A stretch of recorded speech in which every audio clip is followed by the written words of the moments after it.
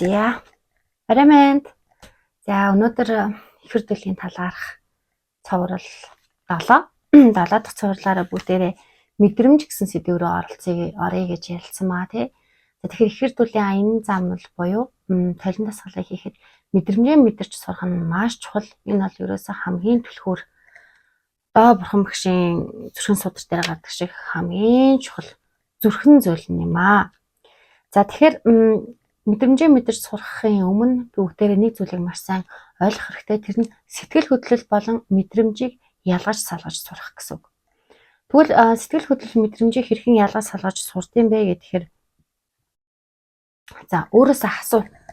Бидний сэтгэл хөдлөл гэж нэг зүйл гарч ирнэ те. Баярлах, гуниглах, догтлох.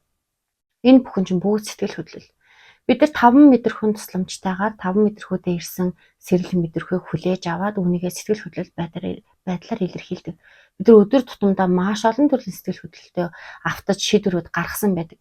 Ихэнхдээ сэтгэл хөдлөлт автаж гаргасан шийдвэрүүд дандаа ямарваа нэгэн байдлаар дараа нь харамсах зүйл, эргэлзэх зүйл, айдас татах зүйлд хүргэдэг. Тэгэхээр мэдрэмжээсээ яаж ялгах вэ? Яг миний зүрхэнд ирж байгаа мэдрэмж, сэтгэл хөдлөл хоёр юугаараа ялгаатай вэ гэдгийг мэдхийн тулд өөрөөсөө нэг асуулт их асууад үзээрэй. За та ямарваа нэгэн шийдвэрийг гаргах гэж байлаа гэж бодъё те. Тэгвэл тэр шийдвэрийг гаргах үедээ та эргэж харамсах уу? Эргэлзээ таньж төрж гин үү? Тэр зүйлээ хийхэд танд 100% төгс гоё мэдрэмж 100% та үнийг үнэхээр хийхийг хүсэж гин үү гэж өөрөөсөө асуух хэрэгтэй. Тийм гэдэг хариулт их байх юм бол таны мэдрэмжээс орж иж гин гэсэн үг. Таны энэ ер нь ихэнхдээ ингэ зүрх орчинд нэг тавгүй мэдрэмж төрдөг дөө. Ингэ цээжинд нэг юм чулууд арцсан юм шиг, юм тухгүй, тавгүй, язгансан, бүр нэг юм уур унтуу хөрсөн иймэрхүү тавгүй мэдрэмжүүд ихэнхдээ төрдөг. Тэр мэдрэмжүүд бол танд анхаараач, оюун болроо анхаар, энэ дээрээ ажил, чиний дотор чинь болохгүй байна. Чи нэг л буруу замаараа яваад байна. Энэ бол буруу гэдгийг зааж өгч байгаа зүйл бол зүрхэнд ирж байгаа мэдрэмжүүд байдаг.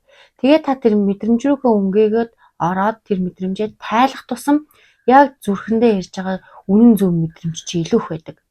Тэгэхээр сөрөг сэтгэл хөдлөл, эерэг сэтгэл хөдлөлүүд гэж байгаа тий. Таны бүх одоо эерэг мэдрэмж төрүүлж байгаа, эерэг сэтгэл хөдлөл төрүүлж байгаа зүйлүүд их байгаа давмгаалаад ах юм бол та зөв замаар явж гин гэсэн үг. Харин сөрөг сэтгэл хөдлөл, айдас, эргэлзээ хүргэхээр зүйлүүд танд тохиолдоод байгаа бол та буруу юм гэсэн үг. Тэрийгээ засахад л хангалттай. За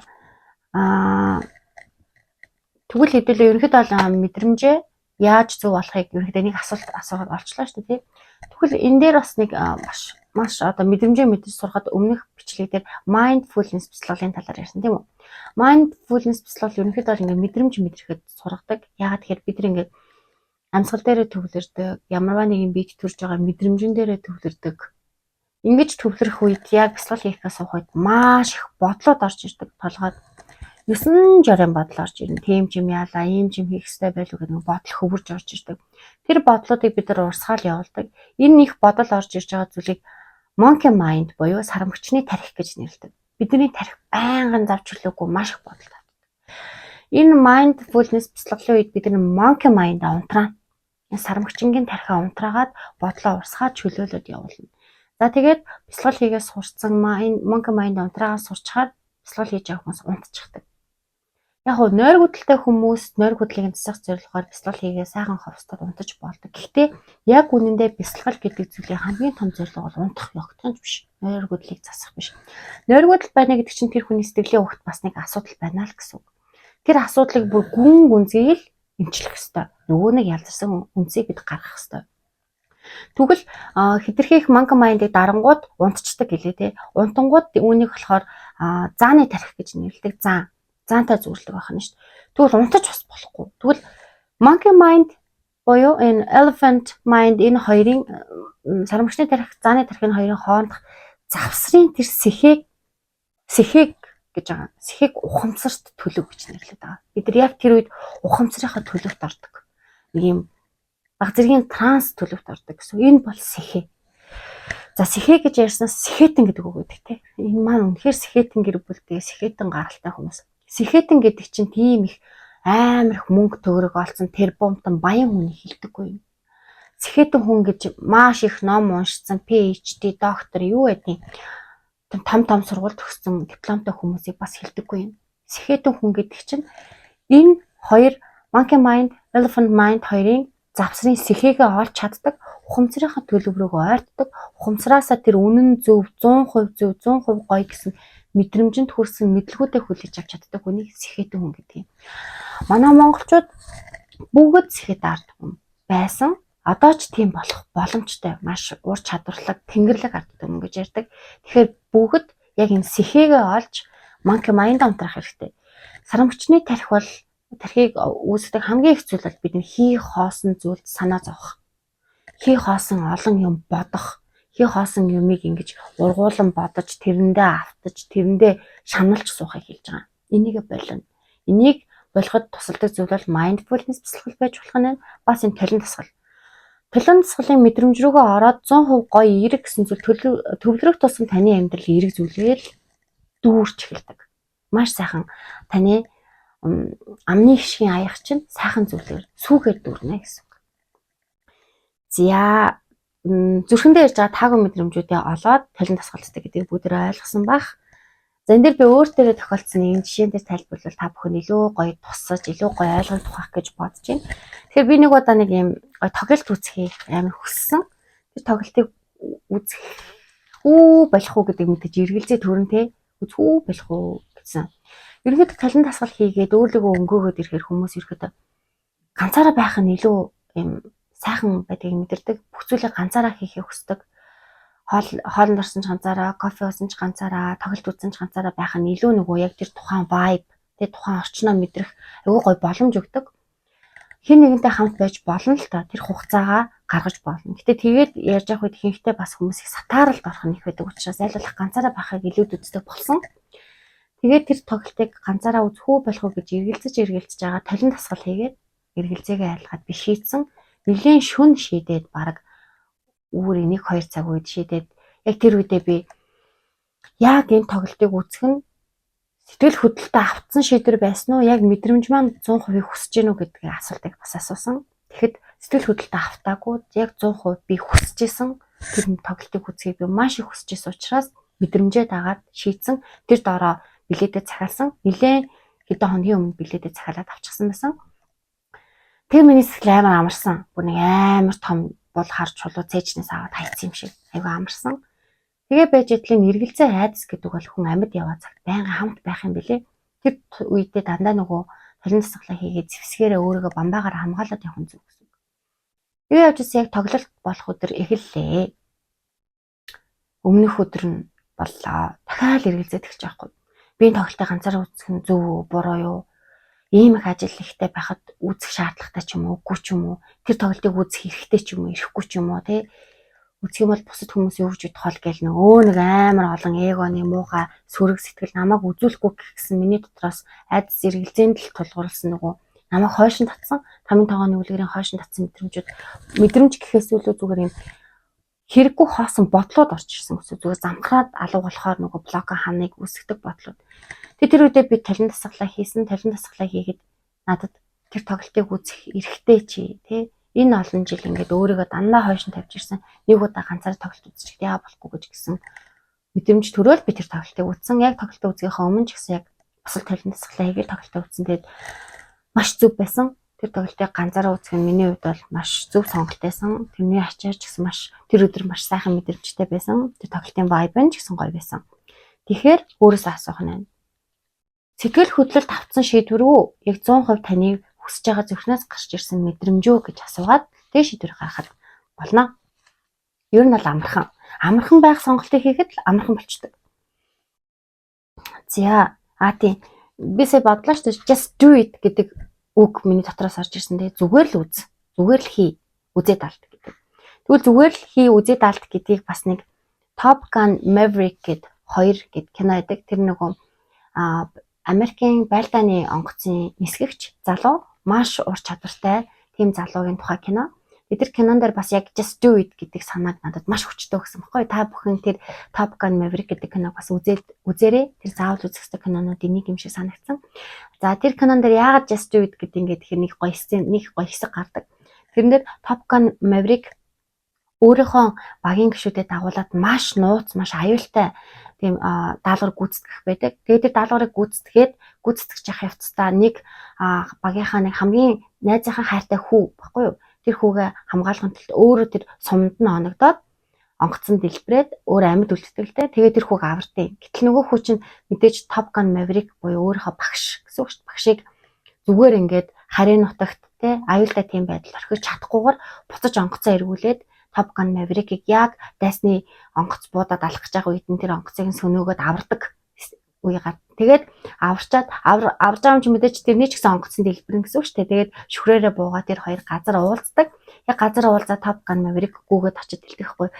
Өөрийг нь аварсан байгаа шүү дээ. Тэр чинь аварсан амар баатарлаг юм шавна гэл амар баярлал хүрээд ирэх юм болов гэсэн чи Top Gun Maverick маш уурлаад чи юугаа бодож хийсэн бэ? Уурлахад өөдөөс нь та юу ч бодохгүй шууд хий гэж хэлдэг үсттэй. Ягаад тэгэхээр Top Gun Maverick болгон шууд чадвартай учраас тэр багийг толгойлоод бүх арга аргачлаар зааж өгсөн. Тэгэхээр тэр хүний багш нь гэсэн үг. Тэгээд шавь эрдэн багшаас гэдэг шиг та зүгээр л хий гэж хэлсэн мэдтэй гэж хэлээ. Тэгээд тэр хоёр амьд гардаг. Тэгэхээр тэр киног заавал үзээрэй. Тэр хэсэг дээр ерөөсөө л Just Do It мэдрэмжээ дагаад хийх хэрэгтэй юм. Тэгж хийсэн тохиолдолд дандаа амьдралын шийдвэрүүд ерөнхийдөө дандаа зөв байдаг. Хэрнээс ойлгож байгаа хаа гэж бодож байна. Тэгэхээр харамсал эргэлзээ эго дандаа нөгөө юмыг хуваадаг гэж 2 дугаар бичлэг дээр би тайлбарлаж байсан шүү дээ тий. Тэгэхээр хэрвээ энэ харамсал эргэлзээ эго муу сэтгэлээгээ бид нар таниад хумхын тоос төдийд арилгаж чадах юм бол бид нар бусдыг өөрийгөө энэ хорвоо ертөнцийг бүгдийг нөхцөлгүйгээр хайрлах сэтгэл аянд төрдөг. Нөхцөл болцолгүйгээр хайрлах гэдэг үгийн утгыг юу юм бэ? Сайхнаас л бүр гүн гүнзгий мэдэрч эхэлж байна да. Нөхцөл болцолгүй хайр гэдэг зүйл бол бидний зүрхнээс ирдэг. Тэгэхээр энэ эго биш. Эго буюу хуурамч итгэл үнэмшил буруу бодол болгох юм биш гэсэн үг. За тий. Энд дээр нэг гоё зүйл гарч ирнэ. Тэгэхээр мэдрэмжийг бол тааж болохгүй. За ийм юм шиг байна да, тийм юм шиг байна да гэж таахгүй. Яг үнэн зөвөр нь мэдэрнэ. Чин үнэнчээр нь гуниглж гин. Одоо ингэдэг л те. Яг ингэж итгэхгүй байгаа штэ. Нэг ямарваа нэгэн зүйлд итгэхгүй байгаа. За магадгүй ингэж нэг талент тасгал хийлээ гэж бодъё. Хэнийг нь танд итгэхгүй байсан байла. Та өөртөө ч гэсэн итгэхгүй байсан байла. Тэр итгэхгүй байгаа тэр мэдрэмжийн цаана үл оших мэдрэмж байж болно. Эргэлзэх мэдрэмж байж болно. Үгүйсгэх мэдрэмж байж болно. Энэ яг мэдрэмжүүдийг яг ингэж яг онох байхгүй юу? Таахгүйгээр би үл ошиоход ах шиг байна гэж таахгүй гэсэн.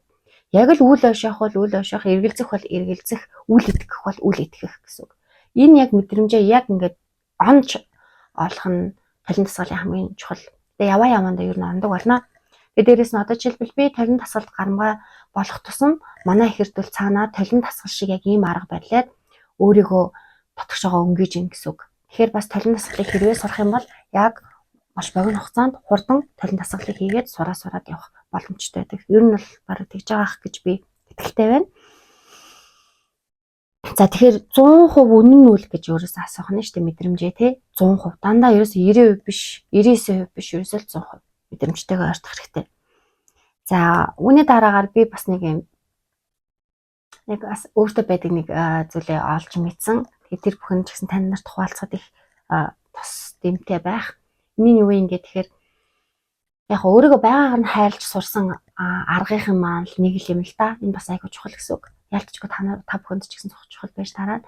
Тэр юу вэ гэхээр би ер нь 10 жилд байхын л айгүй сандруу хөвтөд гэсэн. Самбар дээр гараад та бодохдоо маш хурдан сандарсандаа болоод бүгдийг хурдан гэтээ зөв бодоол дуусчихдаг. Тэгээд ихтгэл тавихаар бас айгүй сандардаг. Тэгэл сандраал айгүй хурдан ярих юм яриад дуусчихдаг. Тэгээд оюутан болсон ч гэсэн бас адилхан сандруу маань байж лээсэн манай хүмүүст хэлдэг айгүй сандрахаараа дуржигнуулаад дуусчихдаг. Гол нь сандардаг хэрнээсээ би сандарлаасаа дандаа ичдэг гэсэн. Ичээл минь хацруулаачдаг ч гэдэг юм уу тий. Маш их ичдэг. Ичэлт гэдэг чинь өөрөө бас муухай мэдрэмж штэ. Хүүхэд багаасаа ямарваа нэг юмнаас ичдэг байна гэдэг чи өөрөөрөө байж чадахгүй гэсэн. Ичих тусмаа нөгөө сандардаг мэдрэмжүүдээ би дандаа дараад байсан. Тэгээд ерөнхийдөө сүүлийн үед би сандрахаа болчих гэж бодсон боловч яг талент дасгал хийгээд эхэлсэн чинь нөгөө сандрал, нөгөө тогтлол гэдэг зүйл чинь надад бүрийг гараад эхэлсэн. Тэгээ эхэндээ нөгөө нэг сандралаас бас амар хичдэг, айгуу санаа зовдөг, бие барьдаг, би сандрахаараас миний хөл чичирчдэг. Тэгээ нөгөө даалт хийцэн байсан маань ил гараад эхэлж байгаа байхгүй. Талент дасгал хийгээд ихэр дүүлээ аян замналт буюу хузынхаа анижлыг олох, өөрийгөө танин мэдхийн аян замналт орсон чинь нөгөө би сандрахаа болчих гэж уг нь бодож итэл миний сандрал маань даалт нуугдсан байсан гэсэн үг. Тэгээд сандрал маань ил гараад эхэлсэн. Сандралаас болоод би амар хичдэг, бас ичимхий. Тэгээ нөгөө хичимхий маань зан маань гараад ирсэн. Ингээл хацар улаачдаг, угаас энэ хацар амар улаачдаг. Тэгээ ингээ халаа өрг бол. Тэгээ сүүлд яг энтэйг нүүр тулаад сандрал би ингээ сандраад байгаа нь муухай, сандардаг мэдрэмж надад муухай нэг талент дасгал хийгээсэн юусэн нэг сандрал зүгээр болж өгөхгүй. Гэтэл сандралын минь ард ичилт гэдэг зүйл нуугдсан байсан. Ичдэг. Гол зүйл нь сандрахтай биш ичхтэй байсан юм билэ. Тэгээ нөгөө ичдэг гэсэн гол нөгөө углуурга нөгөө ялцсан хөрсөө олонгууд чи ичилттэйг нүр тулаад эхлэнгүүд ичилт гэдэг одоо таагүй мэдрэмжээ олоод анаагаад эхлэнгүүд нөгөө нэг сандарж иддэг байсан, догтлдог байснаасаа ичих биш. Яг сандарч догтлж исэн тэр байдлаагаа би өөр ирэхгүй хайрладаг болсон. Сандарж байгаа минь, догтлж байгаа минь яг нэг юм аюу хөөрхөн санагдаад нөхцөл болцолгүйгээр би өөрийгөө байгаагаар нь хайрлж эхэлж байгаа гэсэн байхгүй ичгүүгээр. Одоо тэр нөгөөсөө бие барьдаг зам маанч гайг болоод тавираад, сулраад ичхэ болж байгаа. Тэм ч учраас нөгөө ичилттэйг нүр тулаад байгаа учраас би камерны урд өөрийгөө илэрхийлээд яриад чадчихин гэсэн үг. Тэгэхээр миний хувьд бас том алалтай амжилт. Тэгээ та бүхэн ч гэсэн яг ингээд мэдрэмжийн ард дандаа нэг шарах нуугдж идэг гэдгийг л ойлгох хэрэгтэй. Тэр шархан л таагүй мэдрэмж төрүүлж байгаа. Тэр мэдрэмжээ олоод авчих хэрэгтэй. Тэр үе гэсэн сандарч догтлуулсан тэр одоо их хөдөлтөд баярлаа л гэж хэлье да. Тэр хүмүүс надад бас сандрал догтлол явж исэн билүү дээ тэр үед тий. Тэгээд тэрний ард нуугдсан бас ичилтэй баснаас хойш ерөнхийдөө айгүй биесэл тавиад бие барахаа болж байгаа.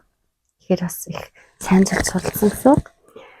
За мэдээж ихэр дүүлийн аян замнал өөрийнхөө таныхын таагүй мэдрэмжүүдтэйгээ нүүр тулах бол тийм амар бол байгаагүй, огтхон ч амар байгаагүй. Хэцүү байсан. Хэцүү үедээ хэцүү. Гэтэл хэцүү бүх болгоны ард дандаа шагнал ирж ирсэнд би маш их баяртай байгаа. Тэгэд ер нь нэг юм одоо жишээлбэл сандарч догтлдог миний нэг чимхий байдаг айдас миний багаас эхлээд аюу олон жил хоримтлагдсан байх нь штэ даалт нуугдсан байсан сайхны хүртэл. Тэгэхээр ингээд удаан надад наалтсан байсан энэ юм таагүй мэдрэмж удаан байх тусмаа л арилгахад хэцүү. Удаан наалтсан байх тусмаа л тэр наалтсан бохийг арилгахад хэцүү байдаг штэ тий. Яг тэрнтэй адилхан арилгах жоохон төвхтэй юм билэ. Гэтэ санаа зовлтгүй та бүхэн заавал ихлээрээ хэцүү гэж шантрахгүйгээр хэцүү зүйлтэй нуур тулаад явж байхад гэтээ энэ чи зөв зүйл түргэж байгаа учраас хэцүү зүйлийг би шүд цуугаад авна гэдэг бол маш буруу. Гүрийж шүд цууж давж ирсээр адил би бүх таагүй мэдрэмжүүд авдран тэгээд төгсчихсэн байсан. Тэгэхээр амьдралд шүд цууж гүрийх шаардлагагүй. Үнэхээр гуниглмаар байвал гунигэл, уйлмаар байвал уйл, өөртөрсөн таагүй мэдрэмжүүдээ бүгдийг нь аварсгаад их явуулчих яах хэрэгтэй. Тэгвэл харин хөнгөрөн ачаач нь байхгүй болно. Тэгээд амьдралынхаа зорилго руу өөрийгөө байгаагаар нь хайрлж сурах нэ. Тийм. Дараагийн нэг зүйл бол уг нь би маш гинэн цайлган амар их тэмтгий. Өнөөдрийн хүртэл ер нь маш олон хүн төлөвлөсөн дөө.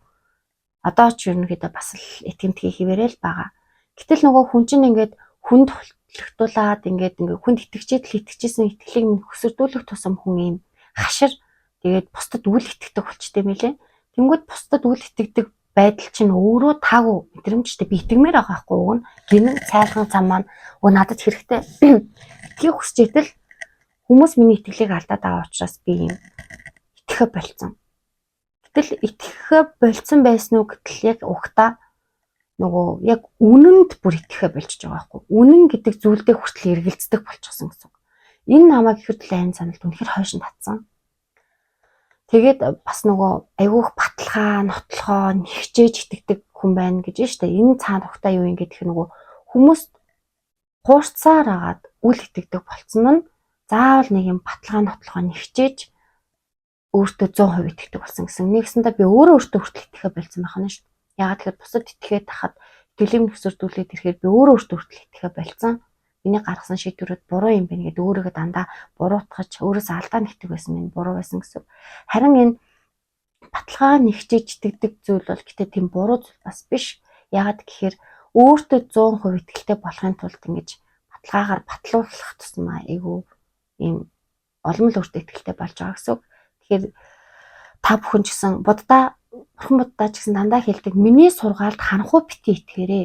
Заавал анализ хийж өөрийн түн шинжилгээгээр итгээрэй. Би таныг 100% надад надад итэг гэж хизээч хэлэхгүй гэж хэлдэг. Яг үүнтэй адилхан би ч гэсэн та бүхэн надад итэг гэж хэлэхгүй зөвхөн толин дасгалыг хийгээд мэдрэмжээ мэдэрч сураад өөрийгөө дотроосоо гэрэлтүүлээсэй л гэж хүсэж байгаа юм.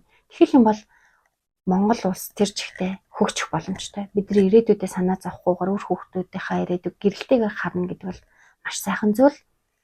За ингээд өнөөдөр буюу 1 сарын 11-ний өдөр бүгдээрээ маш олон зүйлийг ойлгож, мэдрэмжээ мэдрэх нь ямар чухлыг ойлгосон бахаа гэж бодож байна. Тэгээд дараагийн бичлэгээрээ та бүхэн асуултанд чинь хариулъя. Тэгээд өнөөдөр бичлэгээ дуусгая. Бүгдээрээ ихэр төлөө олоод хамтдаа дүүл нисээрээ. Баяр таа.